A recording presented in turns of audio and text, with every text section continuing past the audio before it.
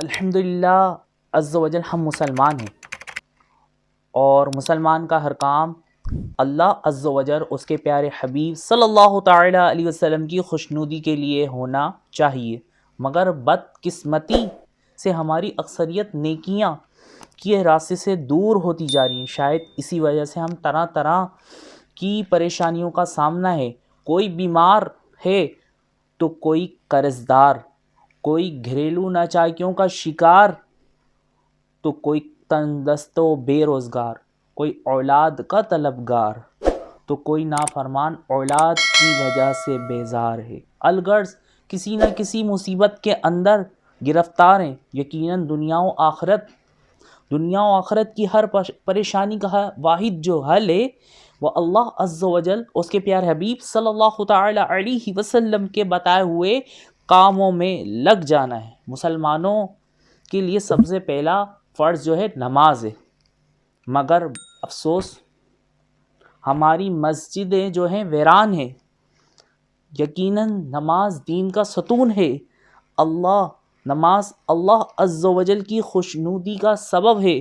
نماز سے رحمتیں نازل ہوتی ہیں، نماز سے گناہ معاف ہو جاتے ہیں، نماز بیماریوں سے بچاتی ہے، نماز دعاؤں کی قبولیت کا سبب ہے، نماز سے روزی میں برکت ہوتی ہے، نماز اندھیری قبر کا چراغ ہے، نماز جنت کی کنجی ہے، نماز مومن کا نور ہے، نماز میٹھے میٹھے آقا صلی اللہ تعالی علیہ وسلم کی آنکھوں کی ٹھنڈک ہے، نماز پل صراط کے لیے آسانی ہے، نمازی کو سرکار صلی اللہ تعالی علیہ وسلم کی شفاعت نصیب ہوگی۔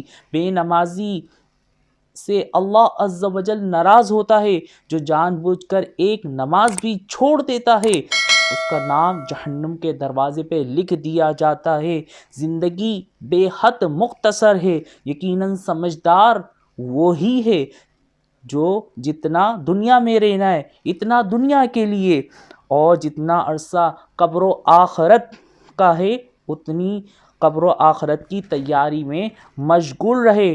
کئی ہنستے بولتے انسان اچانک موت کا شکار ہو کر دیکھتے ہی دیکھتے اندھیری قبر میں پہنچ جاتے ہیں۔ اس لیے ہمیں بھی مرنا پڑے گا، اندھیری قبر میں اترنا پڑے گا، اپنی کرنی کا پھل بھگتنا پڑے گا۔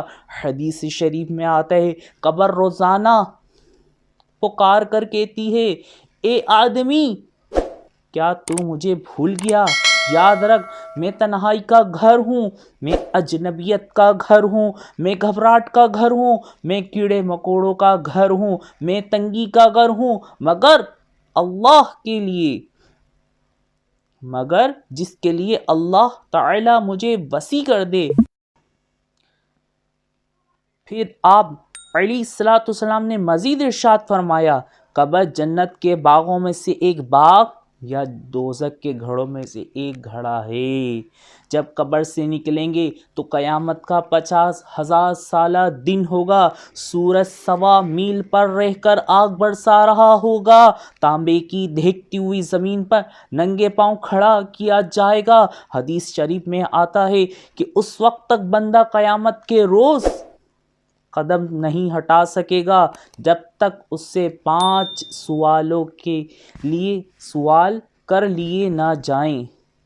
5 سوال کیا ہیں یہ بھی سن لیتے ہیں۔